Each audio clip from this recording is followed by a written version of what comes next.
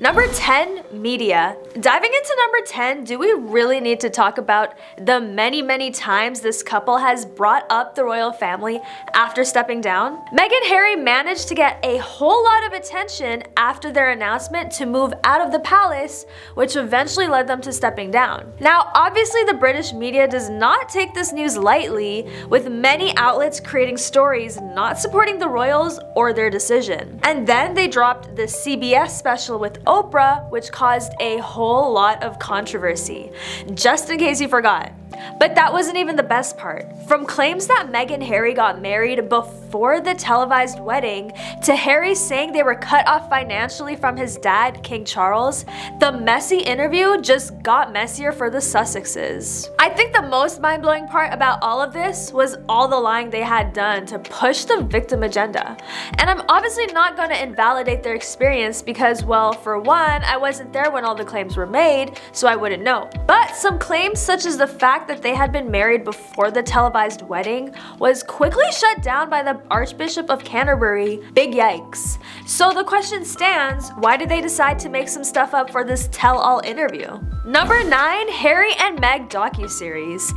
Since the backlash from the interview didn't seem to do anything to Harry and Meg, it was followed by this tell-all docuseries that dives into the personal lives of the couple and their experiences at the royal castle, which they felt was mandatory to share with the rest of the world. And just to be clear, this caused just as much, if not more, backlash, with more people questioning why the couple keeps sharing all these personal stories after claiming they want to keep their personal lives away from the media attention. Many people have questioned if this couple decided to drop this Netflix miniseries to make extra cash, since it doesn't seem the royal inheritances is enough to keep their family stable. And what would be better than milking the story of the royal family and exposing them for money? Obviously, the royal family did not appreciate these attempts from the couple to bring them more attention while trying to give them a bad rep, but to be fair, the couple themselves don't have the greatest reputation among many people. It's all subjective. And then of course, Harry targeted the British media and their attempts to exploit the royal family. During the 3rd episode of this series, Harry describes the role that royal correspondents, those who specialize in coverage and analysis of the royal family for newspapers and tabloids, play in the British media. They're an extended PR arm of the royal family, he said. There's been an agreement that's been there for over 30 years. In the documentary, Harry says he was chased by paparazzi 30 or 40 times in his youth, particularly while attending school. He said the UK tabloid media believes the royal family is ours to exploit. Their trauma is our story and our narrative to control. During the opening episode, Harry says it's part of his responsibility as a member of the royal family to expose how the British tabloids operate. I feel as though being part of this family, it is my duty to uncover this exploitation and bribery that happens within our media. Well, you're not a working member of the royal family, Harry, and now it seems like you've joined the tabloids to exploit the royals too. Is that a coincidence? Number 8, leaving the family. Once the couple officially left the family, it seemed as if there was only one thing Meg and Harry were chasing: the bag. Since they don't make money as working members of the royals, they have made commercial arrangements where it seems like the only thing keeping them relevant is the fascination with them fleeing the royal family, which I can't lie is a pretty savage move. But then what was even more savage of them was when they started finding ways to get paid by exposing some private matters of the royals. The late queen was pretty upset with the way they handled the situation and how much they were planning on milking the family post-departure. Once they moved to LA, it was a wrap. Meg had no other choice but get back into the industry. Not necessarily acting, but having her own podcast where she chats with famous women about real issues. The $25 million deal with Spotify is just one of the many deals this couple has signed to make sure the money is flowing. Number 7, deals. The couple claims to have given up a lot to start a whole new life, but did they? So far, most things they have been doing involve the fact that they haven't given up some aspects of the life they were once living.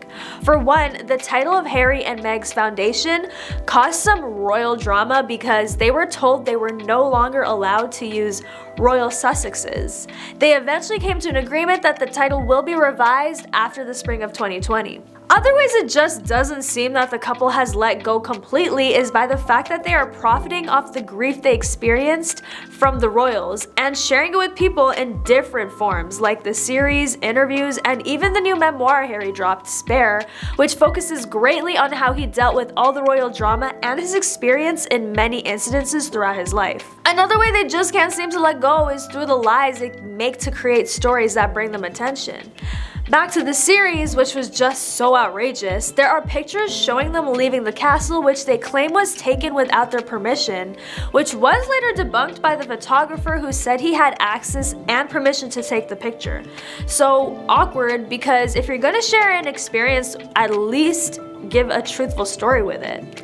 But what do you guys think? How long does this couple have before people become tired of this narrative, which doesn't seem to be the most credible? Number 6. Family drama. Where do I even begin? After Harry had a discussion with Will about Meg, an argument was created, according to Spare, the new memoir, where Will, future king, pushed Harry onto the floor. Prince Harry talks about the hierarchy in the video. He says, "You know there's leaking, but there's also planning of stories. No one knows the full truth. We know the full truth." Number 5, now that Meghan Markle is no longer an official part of the royals, she's been dishing about Prince Harry's side of the family. What was life really like inside of the palace? A little frosty, according to The American. Markle claimed there was a lack of warmth at royal family gatherings and finds all the standoffish behavior very odd. Her sister-in-law Kate is apparently the biggest culprit. As an American, Meg can't wrap her head around the fact that no one hugs.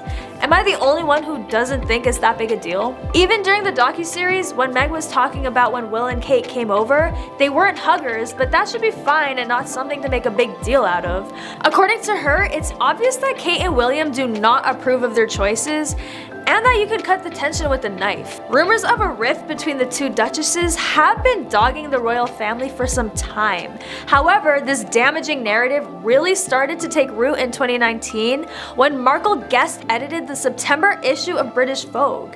She neglected to put Middleton on the Female Forces for Change list featured in her issue. She also said that it would have been arrogant to appear on the cover herself, but Kate has appeared on the cover of the magazine in 2016. Did Meg just shade Kate? Yikes. Seems like whatever caused tension between these two is going to be staying for a while. Number 4, privacy. After vocalizing concerns over needing privacy as a royal, many people seem to feel as if it was an unreasonable demand for Meghan, especially during all the controversies, all while including an inside look on their life as royals, which is to be featured with never before seen pictures of the family. Afterwards, Meghan tried to reiterate her feeling of needing privacy and how it's a basic human right.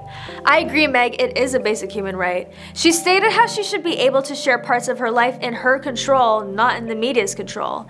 Piers Morgan had more to say about the trailer. Imagine bleeding about privacy than doing a kiss and tell reality series about your private lives. Then imagine preaching compassion as you trash your family again. Then imagine releasing the first trailer deliberately to ruin your brother's big trip to America.